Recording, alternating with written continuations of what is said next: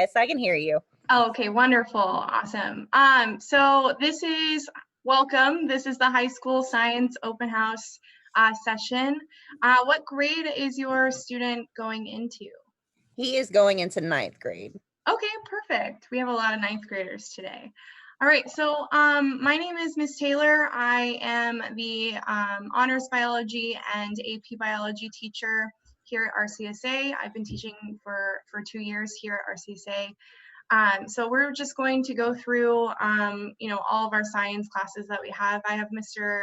Aslan here with me, or with us, right? This is he's the physics teacher. I have Mr. Ozer here, he is the chemistry teacher, and then also Mrs. Byram, she is the environmental science teacher. Awesome. All right, so just with my class, I'll start. This is biology. This is just a collage of all of the stuff I could scrounge up for biology. Most of these, if not all of them seem to be from last year. So if you don't see mass, don't fret. This is from last year. Gotcha. But as you can see, we have a lot of fun in this class. But yeah, so if he is going into 9th grade, do you know if he's taken biology before? No, he has not. Okay, so he'll probably would be with me if you guys decide to come to RCSA. So I have 9th grade honors biology, like I said. If he really loves the class and wants to do AP biology as well, he can do that, from 10th to 12th grade. It's a college course, so it's just more in depth with biology. But they're basically, we basically go over the same material, just at a different depth. Right. Right, yeah. So my course outline, we go from the smallest things, literally. So we talk about chemistry of life. We go through cells and cell structure, their function, cellular energetics, so how organisms, use energy, how they convert energy for cellular processes. And then we do a lot of heredity, inheritance patterns. We talk about DNA and gene expression and regulation. And then we get into the broader concept stuff like natural selection and ecology. And so my instructional approach is, for the most part, this year has been a little bit different. But for the most part, we do a lot of hands-on labs. We do case studies. We have quarter research projects. Where they can find something that they're really interested in that particular unit, and they can do their own research and present that research to the class. It's student-centered learning, so there's a lot of collaboration with peers, a lot of discussion relevant to biological concepts. And then especially this year, we've used a lot of supplemental technology. So we use, and you'll see this in all of our classes, but we use things like Nearpod. We do virtual labs and simulations, GEMKit, Bozeman Science videos. We do review with platforms like quizzes and Edpuzzle and things like that. And then we do a lot of web quests and presentations with Flipgrid as well.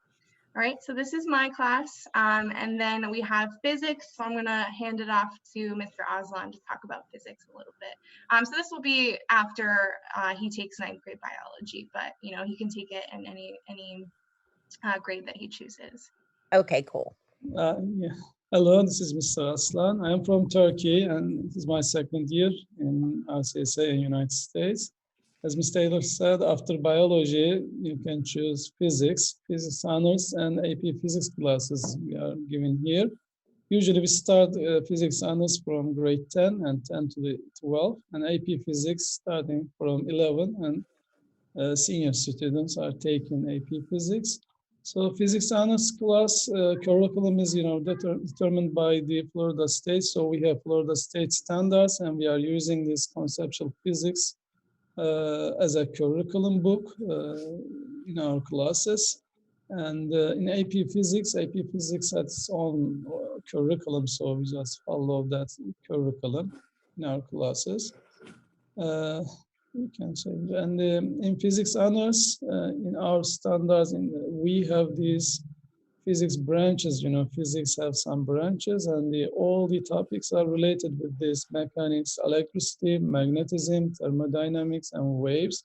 Of course, they have some other units, sub-units, like mechanics has kinematics, dynamics, energy, or electricity has electric charge, current, circuits, such kind of things. So totally around 15 chapters we are studying throughout the year. In AP Physics, curriculum is determined by the College Board. You know, AP Physics 1 is all about mechanics again, electricity and waves, and there are 10 chapters in AP Physics classes. And, you know, as Ms. Taylor mentioned, we have virtual, you know, online students and face-to-face students. So we are doing our classes simultaneously with the Zoom meetings, you know, online students showing with Zoom meetings. So uh, we are doing all these instructions through using the smart board and some, you know, instructional slides and presentations, and using some other platforms, internet platforms like Nearpod, Edpuzzle, Kahoot, Quizlet, such kind of stuff, you know, to increase students' engagement, their participation.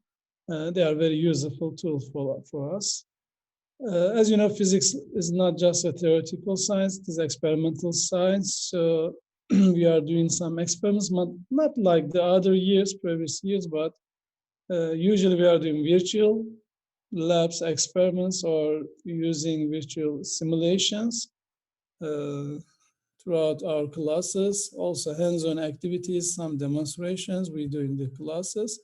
And students are doing projects because when they learn some physics laws, principles, so building something related with that principle is very, you know, useful for their comprehension. So they build some devices. These are some pictures from the devices that our students built, like mechanical arm robot, electric motor, generator, solar panel, car, etc.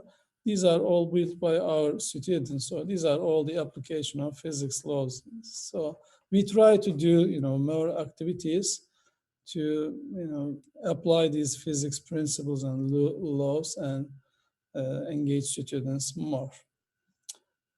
That's all. This is physics. All Great, right. thank you. Okay. Thank you, Mr. Aslan. So Mr. Ozar teaches chemistry. So you know, hand that off to him as well. Okay, my name is Gürkan Özer. I am the chemistry teacher here. In RCSA, in our school, we offer two courses, the chemistry honors course and AP chemistry. So there is nothing to be worried about since we are going to start from level zero, so everything is fine. The outlines from my course for chemistry honors courses, we start from states of matter, atom, periodic table, bonding, chemical reactions, chemical calculations, gases, reaction rate, equilibrium, electrochemistry, organic chemistry, and nuclear chemistry. So we try to finish all that curriculum. We follow the Florida standards in our curriculum. And the pandemic forced us to find out new sources, new platforms, which are very useful and better than our traditional teaching. We use, for example, Nearpod. This is my favorite platform, by the way.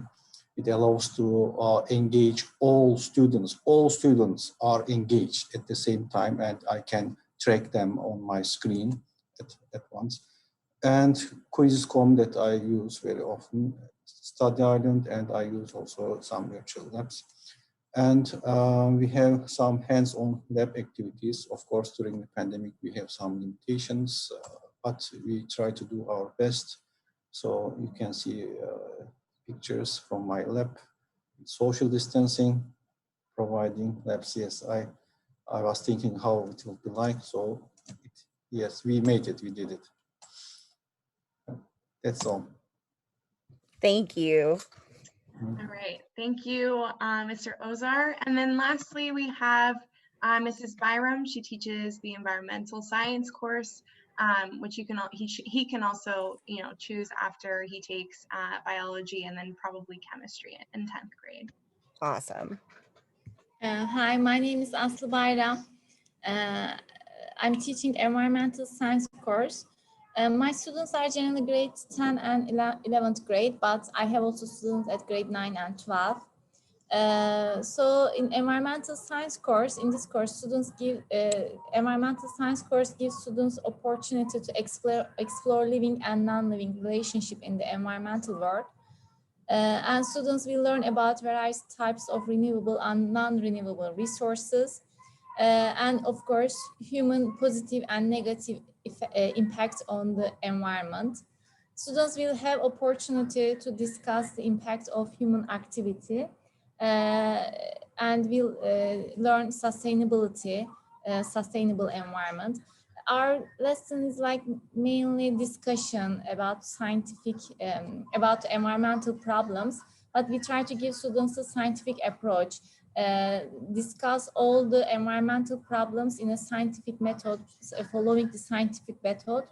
Are they really problem? What is the main reason of this problem? Can we find a solution to this problem? So we are talking about it.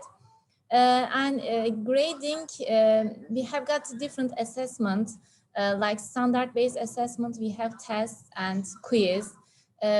Performance-based assessment, especially we have got project, presentation, students presentation, hands-on activities and experiment. And informative assessments, we mainly have like homework, warm-up questions, classwork. So this is our assessment in our course. Environmental science course outline, we have got 5 main units: introduction to environmental science, then ecology, human and environment, earth resources, these are renewable and non-renewable resources, and alternative resources, and toward a sustainable future, what can we do and what's our duty for sustainable future, we are talking about it. And you know, this year we have got both face-to-face and virtual students. We are teaching them via Zoom, simultaneously in the same time. But we have also many different applications. We try to increase the student engagement. So we are using a Nearpod, Prezi, Quizlet, Edpuzzle quizzes, so different technology, different websites and applications. Our course book is Pearson Realized course book. It's really good because, you know, this year we do not have any textbook, but all of our students have their Chromebook. And this Pearson Realized course book has a account, e-resource account. So each of our students have their own username and password. They can sign in this account and get all the textbook, PDF or resources, online resources. So it's a really good opportunity and chance for our students. We are using it. I also assigned some homework article from the Pearson Realized e-resource, e-resource. And also I have got AP Environmental Science course if students want to learn more beyond environmental science. So as a college board, they can take the AP Environmental Science course as well. Great, thank you. You're welcome. All right, and then I was just gonna, stop by saying, or we were gonna talk about just Science Olympiad. I don't know how familiar you are with our program, but we do have the Science Olympiad teams in the high school. I think there's 2 teams right now, but we are forever expanding. So I'm sure there'll be a couple more in the upcoming years. But essentially they have lots of different events that they compete in. They compete all over the state and then even all over the nation. So this is in Colorado State, or at Colorado State University. This picture was at Cornell. And then I think this one was at UF. So this is was the national competition at the University of Florida. But they do, events based on their interests. There are a ton of them. I couldn't name them all if I tried, but Mr. Aslan, for example, coaches the events for circuits, a circuit lab, and then machines. So those are, more physics-based, more engineering-based. And then Mrs. Byram coaches for ornithology and for anatomy and physiology. And then Mr. Ozar, sorry, I can't remember which one you had, but could you? Density lab and chemistry lab. density and chemistry lab. And then I teach, I have background in marine science and oceanography, so I coach in the dynamic planet, which is oceanography, and then water quality. So they talk about, how do we measure water quality, how do we test it, and lots of different things with that, like estuaries and things. So there are a ton of different events. So if your student is interested in science at all, they will definitely find something in this, and we implore them to sign up for Science Olympiad. It's it's a really great way to make friends that are interested in the same things that they are. They're kind of like a family of their own, the Science Olympiad family. So they have a lot of fun, and they travel all over the place and do these competitions that they really enjoy. So that is Science Olympiad. Obviously, we're proud of it. We really, really like this program. And then we have other clubs like robotics club and things like that that are catered towards science. So yeah. Awesome. So do you have any questions for us? My only one was about the clubs, and you covered that. Oh,